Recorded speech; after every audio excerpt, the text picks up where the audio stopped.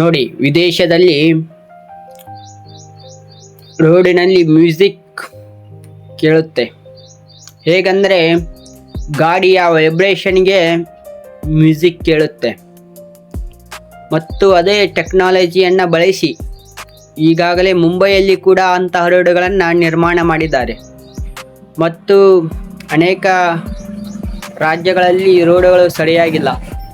ಸಂಗೀತವನ್ನು ಎಷ್ಟು ಚೆನ್ನಾಗಿ ಹಾಡಿದ್ದಾರೆ ಅಂತ ಕೇಳೋಣ ಬನ್ನಿ.